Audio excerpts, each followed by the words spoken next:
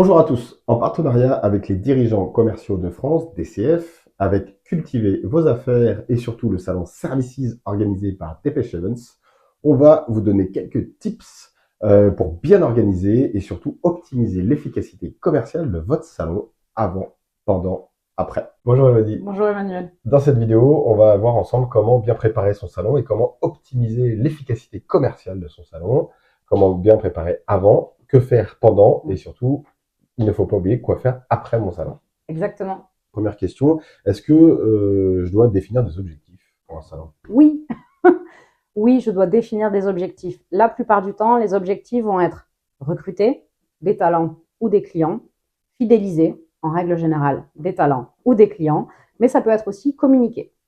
C'est souvent les trois objectifs qu'on va retrouver.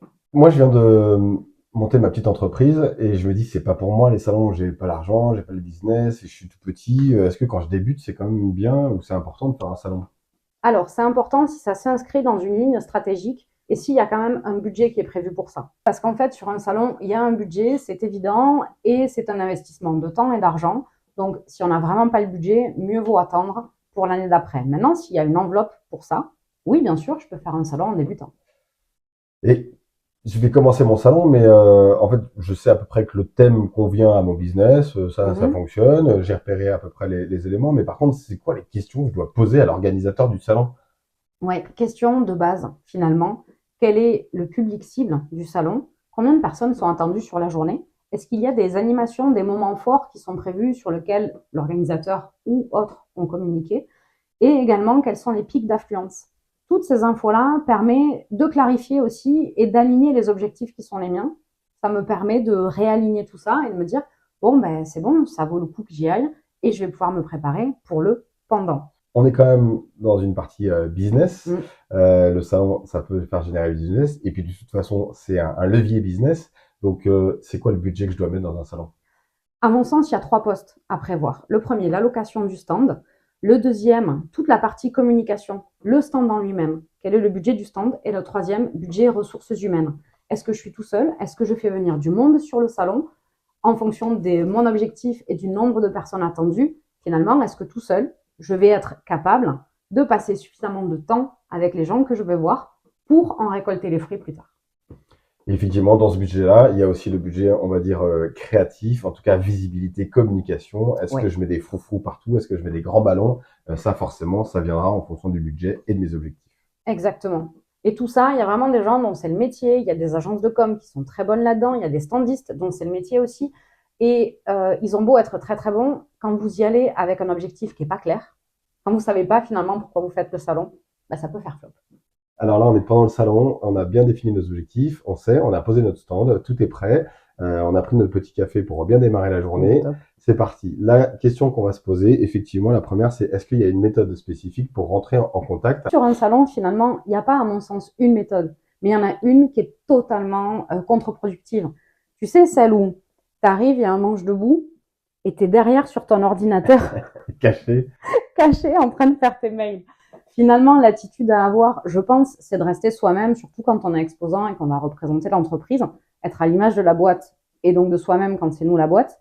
Avoir une attitude ouverte, montrer aux gens que s'ils veulent venir nous poser des questions, ils peuvent. Pour ceux qui sont très proactifs, allez-y, n'hésitez pas. Il faut être droit, ouvert, avec le sourire Ouais. et donner envie aux gens de venir discuter avec vous. Donner envie et être disponible. Je pense que vraiment montrer qu'on est disponible, c'est vraiment quelque chose d'important. Donc après, comment je récolte le contact? Est-ce que chaque personne qui va me parler, il faut absolument que je attrape son mail, son téléphone, son nom, son entreprise avant qu'il parte?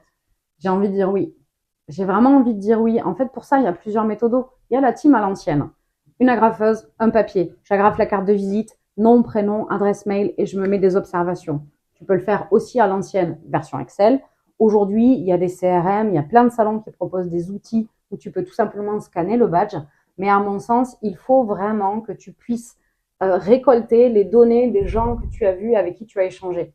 Est-ce que je dois suivre mes objectifs toute la journée ou est-ce que c'est à la fin où je dois corréler mes objectifs avec mes résultats? Si tu as un objectif de vente, bien sûr que tu vas suivre tes objectifs parce qu'en toute logique, tu as une quantité de produits à vendre.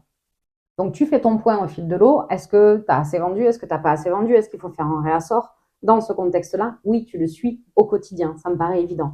Lorsque tu es dans un salon professionnel avec une cible de pro où ton objectif, c'est pas forcément de vendre, à un moment, il faut aussi, selon moi, connecter avec les autres. Donc, ton objectif, ça va être de donner envie. Si tu es focus tout le temps, je veux vendre, je veux vendre, je veux vendre, et donc pas sur le bon objectif, tu vas passer à côté de la rencontre. Pour moi, un salon professionnel, c'est vraiment un moment où tu as des échanges extraordinaires, y compris avec des gens auxquels tu n'aurais pas pensé. Si jamais donc on se dit, il faut être connecté avec les gens, faut capter ses leads, faut avoir du monde, mais ça nous arrive parfois d'avoir des périodes de creux, Ouais. des jours où il y a personne. Qu'est-ce qu'on fait? Là, je check mes mails, mais je suis derrière mon ordi, donc ça va pas. En fait, ça s'anticipe. Finalement, comme tu as posé la question aux organisateurs, tu as une idée des périodes de creux. L'objectif, c'est aussi d'inviter des clients ou des prospects à venir te voir sur le salon. Ben, profite de connaître ces périodes de creux pour organiser des rendez-vous. Et ce sera des moments où tu vas pouvoir faire des rendez-vous quali avec des gens qui sont venus te voir spécialement pour ça. C'est un moyen finalement de gérer les creux. Et il y a aussi quelque chose que peu de profond fait le tour. Faire le tour, à un moment donné, on est tous là pour exposer, on est tous là pour des objectifs parfois différents, parfois similaires. Ben, parlons-nous, échangeons, comment ça se passe pour toi, ça permet d'identifier la température du secteur, éventuellement les confrères qui sont présents ou pas, qu'est-ce qui se passe dans mon marché, quoi. Donc, organiser ces périodes de creux et faire le tour du salon. Ouais. Ça y est, c'est fini, j'ai fait mes objectifs, j'ai tout préparé, j'ai remballé mon café, mes petits gâteaux et mon stand. Alors justement, qu'est-ce que je vais faire après ce salon? Parce que finalement, il y a une montée d'adrénaline, après, fou, ça redescend, il n'y a plus rien, mais il faut garder le contact. Alors, on a plein de questions à se poser. Comment je fais pour communiquer, garder le contact avec mes leads ou récupérer mes leads? Alors, première question, est-ce que je dois communiquer et dire à tout le monde, j'ai été sur ce salon-là, c'était génial? Alors, ça peut si l'objectif est de communiquer. Si l'objectif est de se faire connaître. Et si c'est une histoire d'image, oui. Si surtout il y a eu une campagne presse, ça peut être intéressant. Si l'objectif était autre que celui-là, non, la com, vous l'avez fait avant en fait. La com, elle a été faite auprès des prospects, auprès des clients, auprès des fournisseurs, avant. À mon sens, pas après. Est-ce que je dois surfer sur ce salon? Combien de temps après je dois surfer? Et surtout, à quel moment je récupère tous mes leads? On a vu dans une précédente vidéo qu'il fallait prendre les contacts de tous les leads à peu près, en tout cas nom, prénom, email. Qu'est-ce que je fais après? Je les recontacte 2 jours après, 3 jours après, j'essaie de closer. Comment je gère cette data? Finalement, si je me pose cette question-là, combien de temps je les recontacte, c'est que sur le moment, j'ai pas posé les bonnes questions. J'ai pas posé la question à mon contact, est-ce que je peux vous recontacter? Si oui, quand?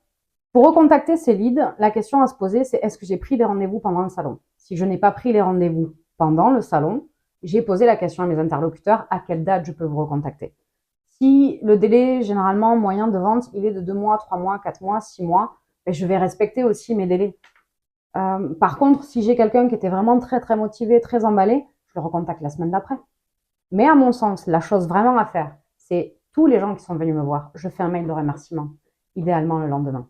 Ils ont pris du temps, encore une fois, pour venir vous voir. Ils ont pris du temps pour échanger avec nous. Juste, merci d'être venu. Dernière question. Comment je fais pour savoir si ça a été un bon ou un mauvais salon? Parce qu'on sait tous qu'il y a des bons salons et des mauvais salons. À partir du moment où j'ai déterminé un objectif, la question à me poser, c'est qu'est-ce qui me fera dire que j'ai atteint mon objectif ou pas? Donc, je mets en place des indicateurs. Il se peut que mon objectif était d'avoir des leads qualifiés et finalement, j'ai pas atteint mon objectif. Par contre, j'en ai atteint un autre que j'avais pas prévu. Donc, c'est un échec parce que l'objectif n'est pas atteint, mais c'est une réussite parce que j'ai malgré tout tiré quelque chose. C'est être capable de faire cette analyse-là, être capable aussi de se dire où est-ce que j'ai été bon moi, où est-ce que moi j'ai été moins bon. Et vraiment être capable de faire cette analyse permet de se dire est-ce que c'est une réussite, est-ce que c'est un investissement qui vaut le coup et est-ce que stratégiquement ça a vraiment du sens que ça rentre dans ma ligne stratégique annuelle ou plus. Donc je peux perdre de l'argent sur un salon si oui. j'ai rempli d'autres objectifs qui répondaient à ce que je m'étais donné. On peut perdre de l'argent sur un salon, vraiment, généralement, quand on n'est pas préparé, quand sur place on n'est pas bon, et surtout quand après on fait rien. Souvent, quand on laisse mourir les contacts et qu'on part du principe que c'est bon, ils sont venus me voir, bon, à eux de me recontacter. Ben, finalement, ça marche pas comme ça. Merci pour toutes ces infos, avant, pendant, après, avec ces 3 éléments et tout ce que tu nous as dit. On est prêt maintenant pour préparer notre salon. Écoute, je suis ravie, Emmanuel, d'avoir partagé ces quelques astuces parmi tant d'autres sur la réussite commerciale d'un salon. Merci à tous d'avoir suivi ces vidéos. J'espère que ça vous sera utile pour bien optimiser votre stratégie commerciale sur votre salon, avant, pendant, après. Ces vidéos ont été construites et réalisées avec les DCF, dirigeants commerciaux de France, Cultivez vos affaires, Elodie Barraud de Cultiver vos affaires et Dépêche Events, organisateur du salon Services.